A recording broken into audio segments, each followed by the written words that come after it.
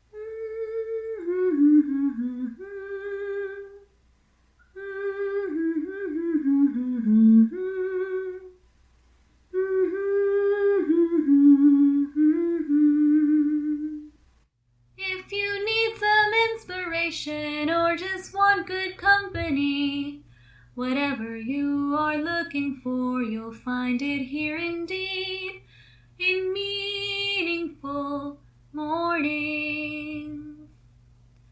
Meaningful mornings.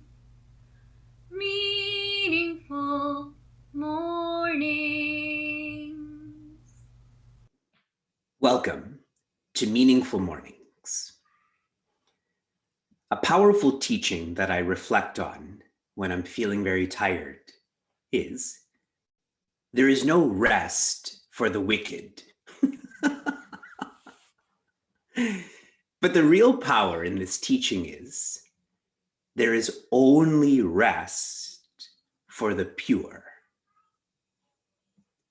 In Meaningful Mornings, we all wake up earlier, as in our bodies may be less rested, but our focus is on purity, and so we do feel restful. We do feel quietude of mind. Scene 1 of Bhagavad Gita, there's such contrast between Dhritarashtra, who is attached, and Sanjaya, who is independent. We're like that too, yes? The next scene, again a contrast, Duryodhana, who is fearful, and Drona, who is functional. This is a war, we have to fight, and so on. In the last verse, Duryodhana is focusing on numbers. And I shared with all of you, there is around 4.5 million humans that are involved in this conflict directly. Indirectly, it's exponential. What's sad about these numbers is that the animals are not accounted for. The plants are not accounted for, yes? In war, they're also destroyed. And this generally shows how selfish humans are. We were back then, we still are right now. And philosophically, I was sharing how those who are daring, this idea of living by an event is very important. Skydiving, adventure sports, etc. But those who are courageous, they don't live by an event. This is their movement. Every morning, every evening, every responsibility. Keep close track of, if you're daring, are you evolving to becoming courageous? We continue. This is the last verse in scene 2. Chapter 1, verse 11. Ayaneshu cha sarveshu yatha bhagamavastitaha bhishmam evapi rakshantu bhavantas sarve eva hi. Duryodhana says to Drona, And really, he's speaking to everyone now, Drona and the rest. Ayaneshu cha sarveshu, focus on your division. Each of you has a division to facilitate, focus on that. What are these divisions? We've already gone through this. Infantry, then chariotry, elephantry, and cavalry, okay? So once again, infantry, cavalry, chariotry, and elephantry. Does this sound familiar to you?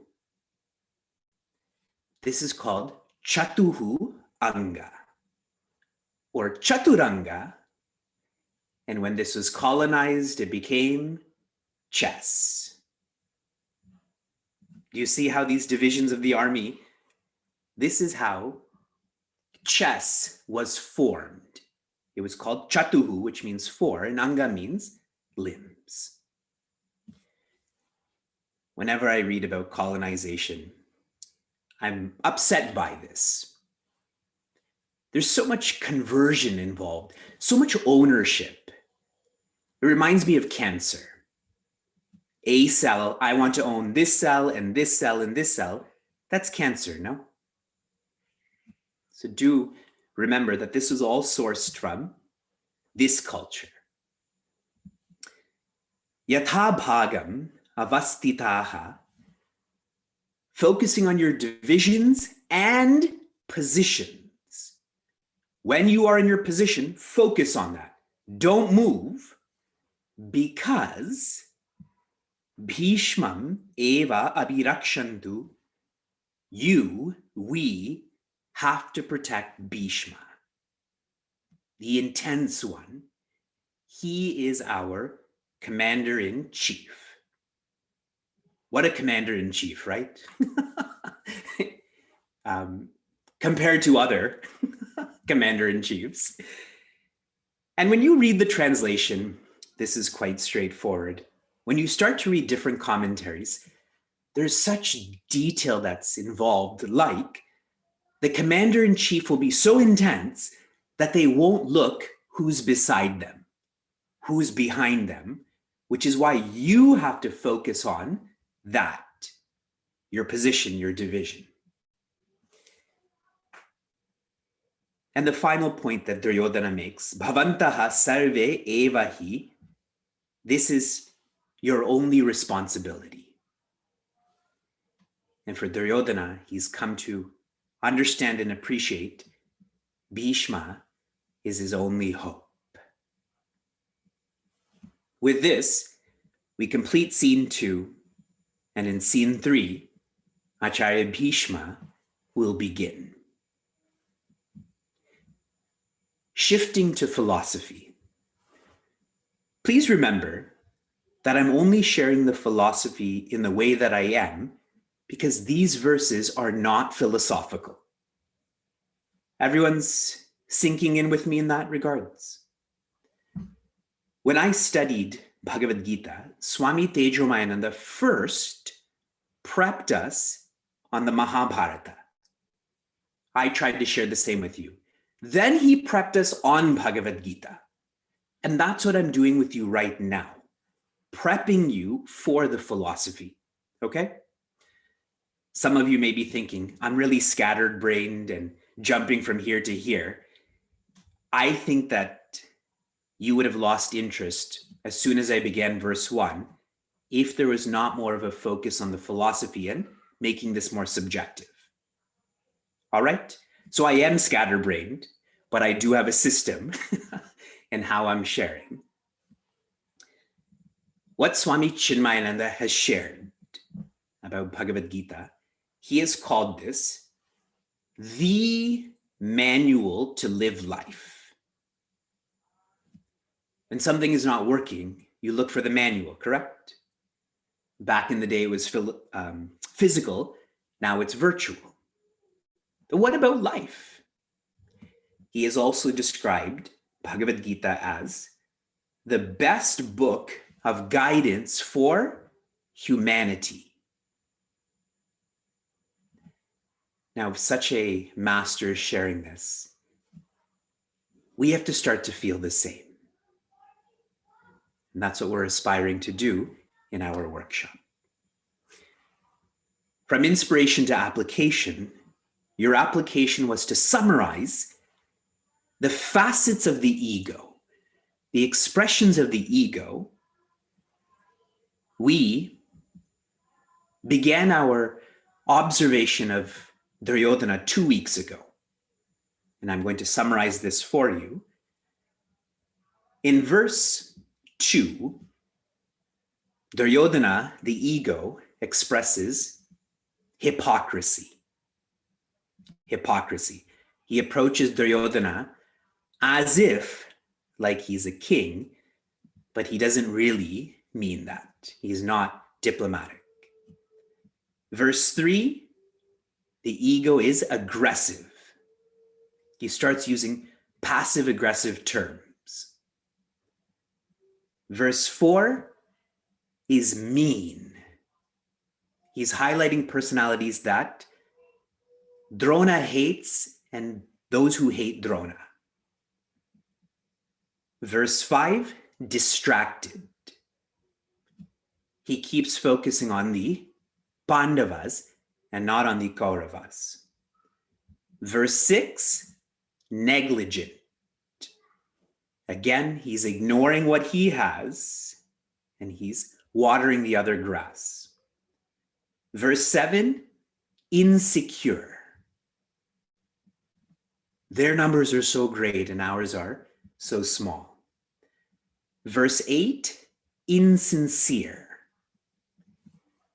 He's referencing all of the people associated with Drona because he wants something from him. Insincerity.